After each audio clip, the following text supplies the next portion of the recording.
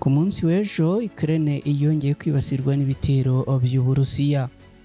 Ni mu ntambara Ukraine n'Uburusiya bahanganyemo kuva tariki 24 Gashyantare mu mwaka w'2022 ubwo Uburusiya bwagabaga igitero cya mbere kuri Ukraine bashaka kwigarurira iki gihugu na bimwe mu bice byacyo no kuvanaho umuyobozi wa Ukraine ari we Volodymyr Zelensky.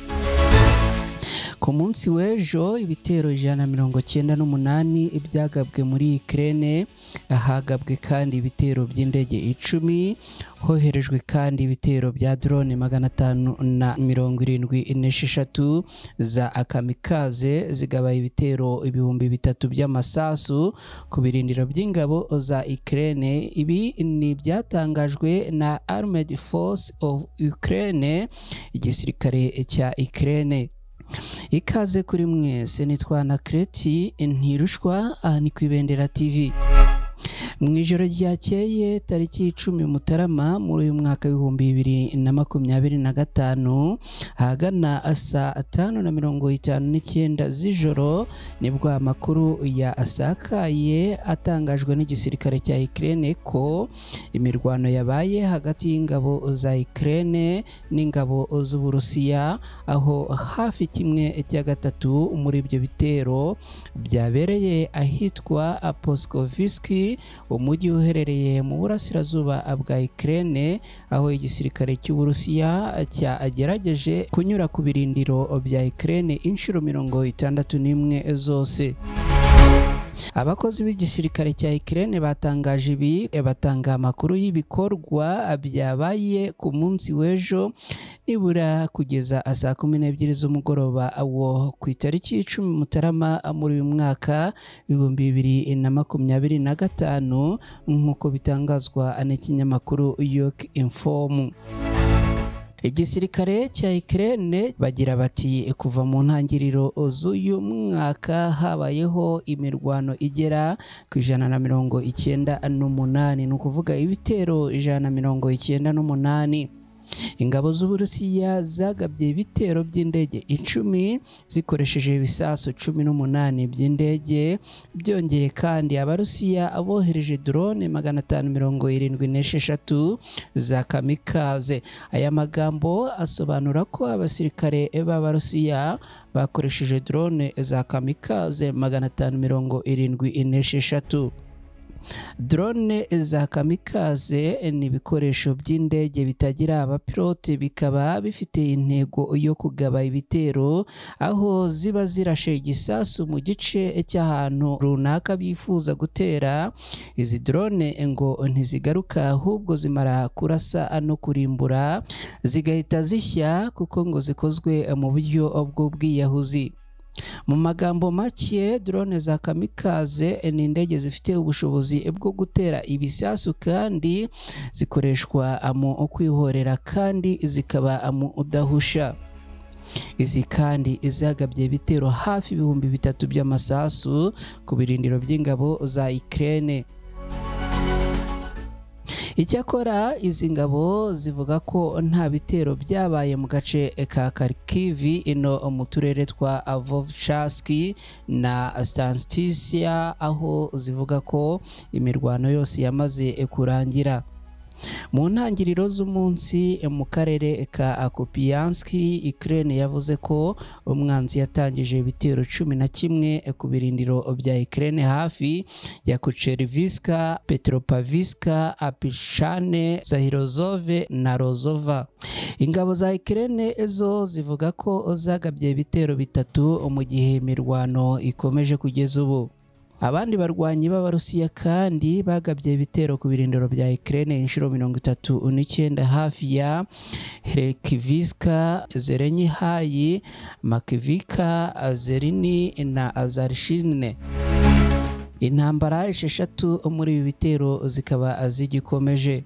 Naho mu gace ka Siveriske umwanzi yagabye ibitero 2 mu birindiro by'ingabo za Ukraine, ariko ngo ntacyo byigeze bihungabanya kubera ko ngo ntibyagenze neza. mu rwego rwa Kramatorsk kugeza ubu imirwano 32 imaze kumenyekana hafi ya Birahora, Chasiv Yari na Stiposhiki, ibitero bibiri ngo byari bikomeye cyane. Mu rwego rwa Toretsk abarusiya abagabye ibitero ku myanya y'ingabo za Ukraine inshuro 5 bibanda ku bikorwa byabo hafi ya Toretsk na Sherbinivka. Kugeza ubu imirwano ibiri ikaba igikomeje. Mu rwego rwa Pokrovsk abarusiya bagaragaje kunyura mu birindiro bya Ukraine inshuro 61 hafi y'imidugudu ya Novoportavika, Tarasivika, Baravika, Miyorovika, Yerbivika, Yezavetiska, Promini, Rusivika, Aminorvida, Novovorivye, Novovoya, Novoriki, Andativi, Yamvake, Andavake, Yamvavake, Yamveke, aho ibitero 13 kugeza ubu gikomeje.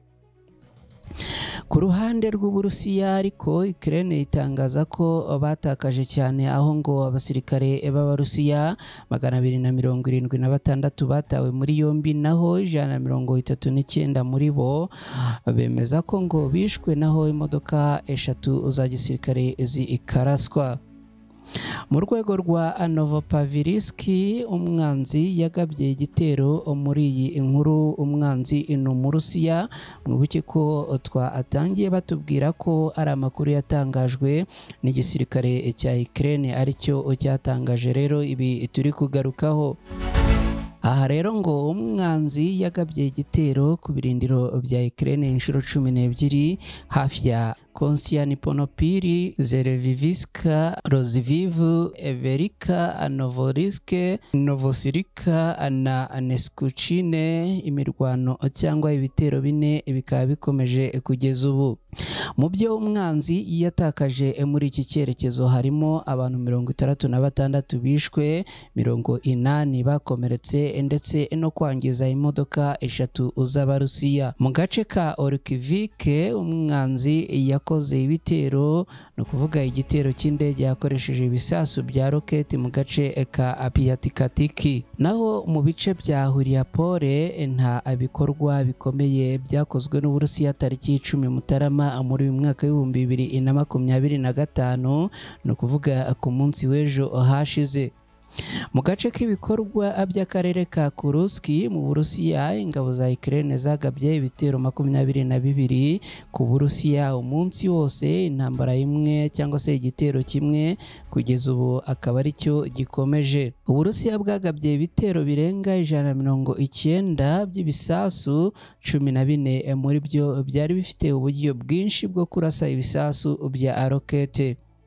Igisirikare cya Ukraine kivuga ko gishimira abasirikare b'intwari bo muri brigade ya 79 bagabye ibitero ku Burusiya binyuze mu kirere, n'itsinda rya 425 ryagabye igitero ahitwa Skara, n'abasirikare bo muri brigade ya 38 bitwaye neza muri iyi mirwano.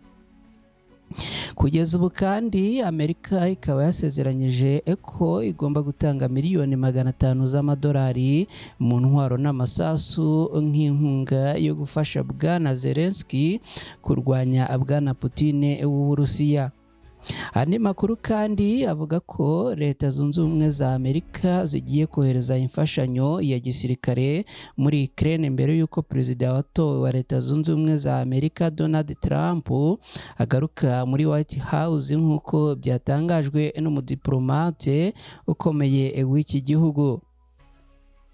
Minisitiri w'ububanyi n'amahanga wa Leta Zunze Ubumwe za Amerika Antony Blinken yavuze ko Washington izatanga inkunga ya gisirikare.